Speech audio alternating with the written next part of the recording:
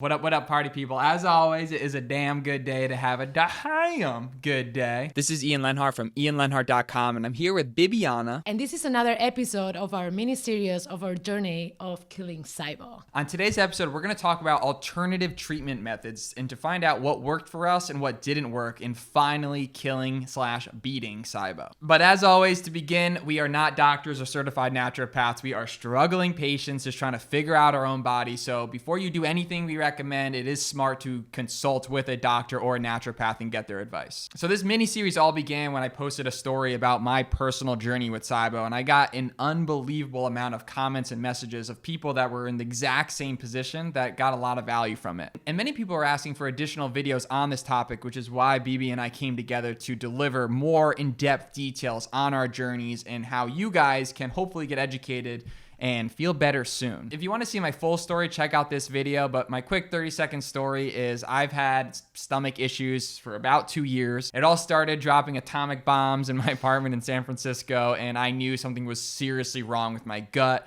That led to a host of inflammation throughout my body, and $13,000 later to finally find what worked for me, which was the elemental diet. And today we're living the dream, and it is a good day. Long story short, I was diagnosed with hydrogen Sibo, and the first thing they gave me was the pharmacological antibiotic, which is rifaximin. And then that was not enough to actually clean the whole thing. But then I started by myself, like following 2 different herbal antibiotics plus different supplements that I will talk about it later. But I can say today I killed Sibo, so I think it's going to be good, like, to follow our story more. So we're always just looking for a simple pill, right? And for some people, the pill is gonna work. And the pill in this situation is rifaximin. The good thing about this antibiotic and what makes it very different and why it works in Sibo, it's because it's known not to be absorbed in your system. So it stays in your bowel after digestion, and so all the bacteria that you find after your stomach, it's going to find this antibiotic, and that's what is going actually to kill or try to kill the bacteria. The good thing about rifaximin, because it's not like a systemic antibiotic, it's not going to the whole body, is that the side effects are much lower than other antibiotics. And I know it looks like a paradigm because we know that antibiotics a lot of times lead to Sibo, and we are actually telling you that antibiotics also cure Sibo, which is, I know, a little bit like contradiction. And in a good amount of cases, it actually does the job. For me, it didn't cure my Sibo 100%, but I have the curves of hydrogen before and after, and it went down like at 80%. So I think it's worth to give it a shot. If it doesn't work, there is other options you for sure can try out. Studies done by the CedarSinai Institute, which I have found to be the greatest resource for learning the most up-to-date knowledge on what works and what doesn't work in killing Sibo. Dr. Mark Pimentel, dude crushes it. Well done, Mark. So I highly recommend you guys get this. But he talks about how rifaximin has about a 40% effective rate in eliminating reoccurrence of Sibo. So in my personal opinion, I think rifaximin is sort of like a Band-Aid versus a solution. And for me, I had to do what's called the elemental diet in order to finally cure myself. So it's really important to note that there isn't just one solution out there, right? There's multiple solutions. So if rifaximin doesn't work, the elemental diet is there. So don't freak out that you don't have options, because there are options. And it was actually a resource by Sylvia McCracken. She wrote a Sibo solution, which really gave me the motivation to do the elemental diet. Definitely check out her book. It's fantastic. But basically, the elemental diet is a pre-digested formula. Your intestines are super long, and the idea is that the formula gets absorbed in the first 2 feet, which leads the next 14 or 16 feet or so to basically just die off and get all of that crud that's sitting in there. So you're not starving, you're not hungry throughout the day, but you're drinking the same thing every day. So pros and the cons. The pros, the elemental diet is amazing. 80% effectiveness after 2 weeks in a study done of 100 patients at the CedarSinai Institute. 85% effectiveness after 3 weeks. There's no further effectiveness after those 3 weeks. So for me, what ultimately healed me was 2 weeks of the rifaximin, followed by 2 weeks of the elemental diet. I didn't do any herbal antibiotics after that. Then after the elemental diet, I added in herbal antibiotics, and finally I got that die-off reaction, that flu-like symptom. So on day 6 or 7, My poop was finally normal. I was celebrating. Things were, I could feel my body had completely changed. Everything in my body changed. So I personally don't believe too much in the rifaximin. I think it's going to help low-level cases, but if you have severe SIBO and you're listening to this video right now, you are going to save so much time, money, and stress by just going straight with the elemental diet. And I recommend the physician's elemental diet. Elemental diets typically, taste disgusting. And like just the idea of drinking the same thing every day for 2 weeks sounds like torture, right? But it works. And I thought the elemental diet was sort of like a milkshake. I did not think it sucked at all. There's also things called semi-elemental diets, which is 1 meal a day plus the elemental diet. I recommend going all in on the elemental diet because the effectiveness is there. I think like he made a really good point. I think elemental diet will save a lot of time for a lot of people. I have to be honest with you. I thought about it multiple times and I don't know why I was not in the mindset to be able to do it at that moment. I had like severe stress and I was very sad. And for me, food brings me a lot of happiness, even if it was only the chicken and my fish at night. And I postponed it until like I was not able to find any other way to clear it. So I was lucky that my other alternative like approaches work at the end and I never had to do the elemental diet. But honestly, it will save so much time and so many struggles if you jump into it like sooner than later. All right, so let's talk about other alternative methods to treat SIBO. But you'll find that a lot of these alternative treatments are geared towards eliminating stress. So some are gonna work for some people and some aren't. The first one is acupuncture. I don't know too much about acupuncture, honestly. It's been done for thousands and thousands of years. So there's a lot of legs on it that it does work. I personally had 4 acupuncture treatments. And, I think I felt a little bit better, but I think it was more of a placebo for me. I have heard from many people that acupuncture is a lifesaver to help eliminate stress and help to really tone your body down. But it does require that you do it consistently. It typically doesn't happen in the way I did it, like 4 sessions. You should continuously go. But one tip is to make sure you find a good acupuncturist, someone that really knows what they're talking about and that you have good reviews. My primary care physician is the one who recommended mine and she crushes it. Did you try acupuncture? I never tried. At some point, I was spending so much money in supplements that I had to give up on stuff and I become so overwhelmed that I kind of give up on a bunch of these side-like treatments and knowing that a lot of them could be very useful, but because of the overwhelming of the situation, I stopped almost everything but the treatments and a prokinetic in my case, because I needed to stop. I was like doing everything at some point. I was doing, I tried massages at home. I was taking all these supplements that I have right next to me and everything. And that's why I didn't try a bunch of the things that we are probably going to talk right now. And that leads to the next thing, which is massage. People need more massages, right?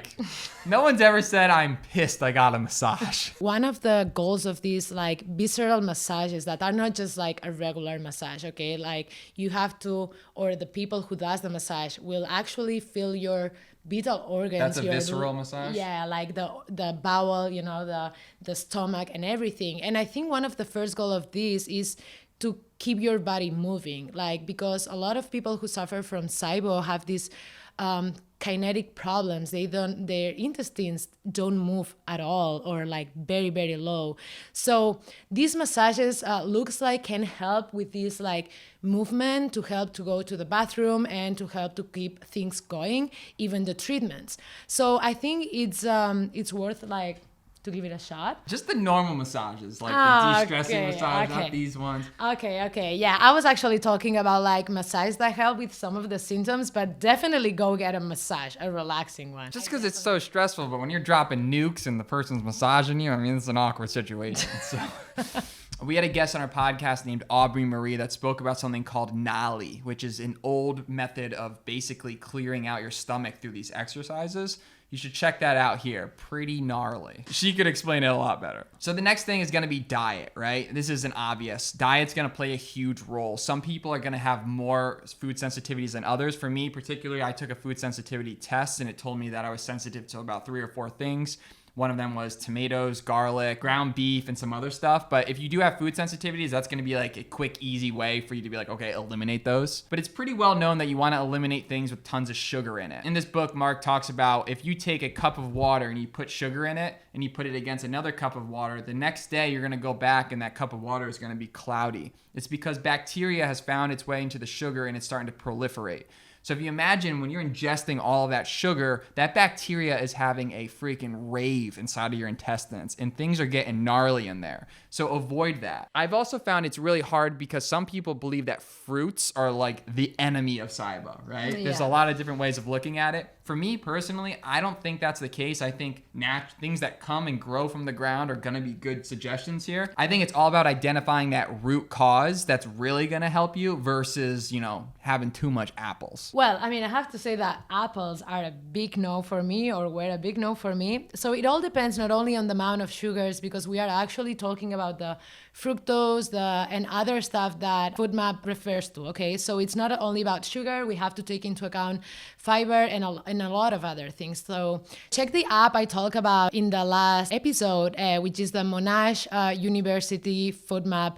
I don't know, but we'll put the app like right here. Yeah. And there you can find out like what fruits are suitable for the FoodMap diet. And you'll see that it's not only about sugars, which is a really important factor, but also fructose and oligosaccharides and other stuff that you have to. You can also do things like juice cleanses, which can definitely help. I've heard great things about them.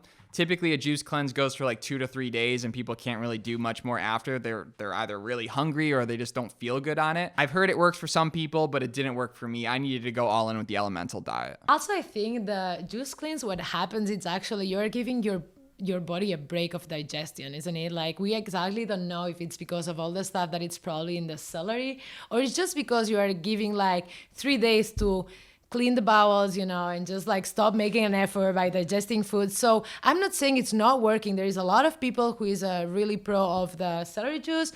I mean, go try it. There's nothing can be bad.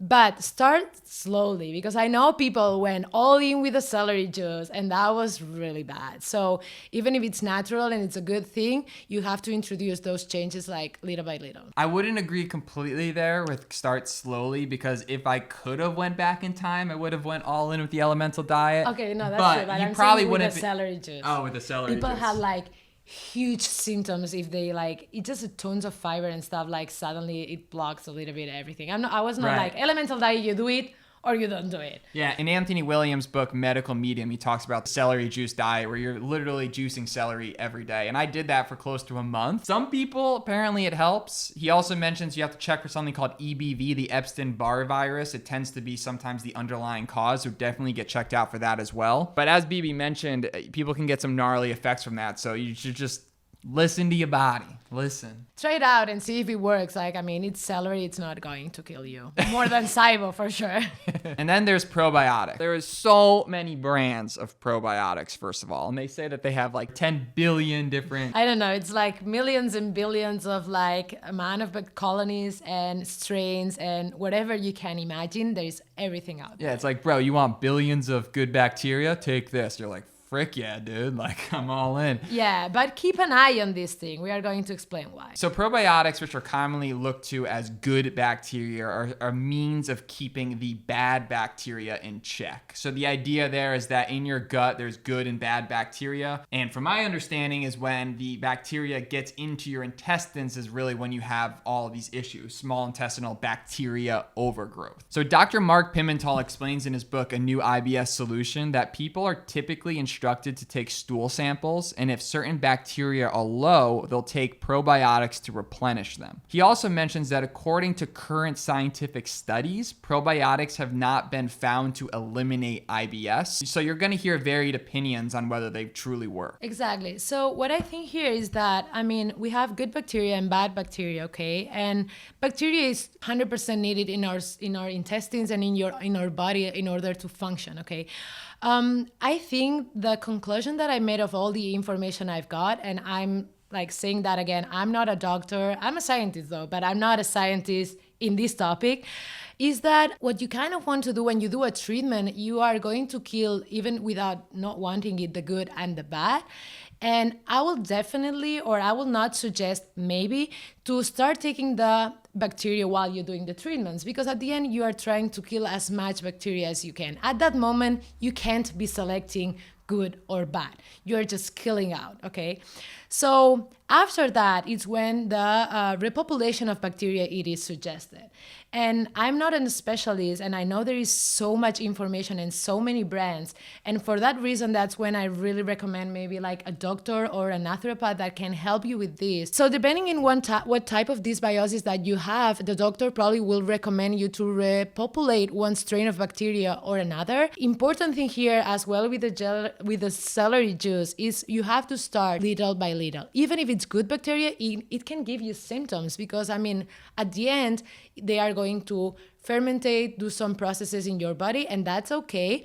Just take it easy. So another alternative therapy is meditation. Meditation's something I truly struggle with. In our day and age with so much going on, with our phones constantly ringing, ding, ding, ding, you got messages coming in and out, it's so hard to truly focus. But when I had a true breakthrough was when I actually heard of Dr. Joe Dispenza. And Dr. Joe Dispenza wrote a book called Breaking the Habit of Being Yourself. And he talks about how people are literally healing themselves by going deep into meditation. And long story short, they're basically able to picture themselves and reprogram their brain into a healing mindset, into a healing way of life. So I know that when you do have Sibo, you're stressed as F. Like, I was freaking out when I had Sibo. I mean, like, especially when you don't know what it is and everything seems to, the shit's hitting the fan. Stress is just an ongoing thing. When you're stressed, inflammation happens. When you're inflamed, disease happens. When your body is at dis-ease, you're having all sorts of issues, right? I recommend reading Joe's book and really trying to implement a daily meditation where you try to rewire your brain into truly believing that you are healthy, that you're living your best future. And another positive of that is that you can use that with business and in life and everything,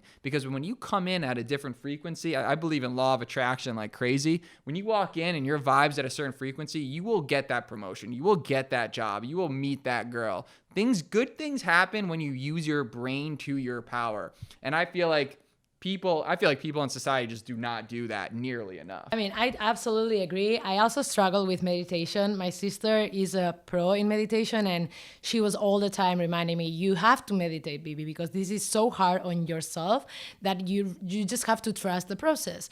So I remember for me, it was harder to meditate. So I decided to go for the option of guided meditation.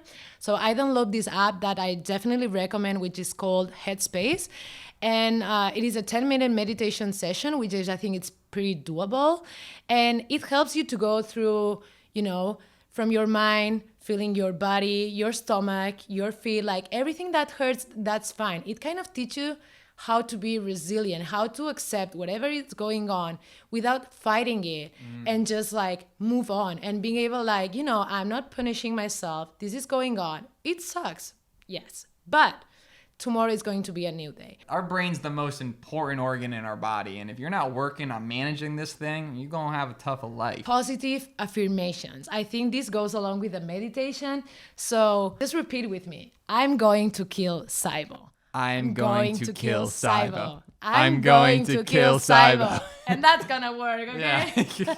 For real, affirmations are great. And then lastly, we have here fitness. Now, I'm really excited to hear our different takes on this because personally, for me, fitness almost put me in more stress because my gas was so bad that I'd be on the Stairmaster dropping atomic bombs and I'd clear out the whole gym. And you'd think I'm lying, but no. Anyone that knows me knows I was not lying. So I almost would go to the gym and I would have to leave sometimes within the first 10 minutes because you just couldn't be around me. But in general, fitness is amazing. You should move your body. When your body's not moving, so much bad things are happening. Every single day, moving your body. And I believe Bibi found a lot of help through fitness. Yeah, so I've seen the good and the bad. So I remember at that time when I was diagnosed with Sibo, I was paying a personal trainer. And I had to give up on that because that for sure was adding a lot of stress, like following a specific meal plan, following, a workout that had to last like an hour and a half. Like, I'm not saying go crazy with the gym. I'm just saying that keep your body moving. So I stopped like training with a personal trainer, but I kept going to the gym. And I realized, at least for me, some days were bad, and after 10 minutes, I gotta go, I have to leave. That's fine. But other days turned out to be like really good days. I entered the gym feeling like crap, and I left the gym feeling great. So give it a try. I mean, don't punish yourself. Just go, try it out. Do something that it's mild, but at the end, it's going to help your bowels to keep moving. And most importantly, the endorphins that you are going to generate like during any like workout session, it's going to be amazing, and it's going to help with these like sadness and like bad feelings that you probably are feeling right now. Right. Keep them bowels moving, people. These are some alternative methods that you can use to help keep your SIBO in check and then ultimately get rid of it. We would love to hear your personal experiences with some of these alternative treatments. So if you can leave those in the comments, it would be well appreciated by everyone so we can really figure out how to freaking tackle this beast. If you enjoy this content, I have a podcast called Len Jones Party of Two, where we extract the golden nuggets of high performers and interesting people of how they're making moves in their lives, which I'll post right here. And with that said, if you enjoyed this comment, we ask you to like, comment, and subscribe so you can get notified the next time the BB comes at you with all of this knowledge. And with that, say, die, SIBO, die. True. Please.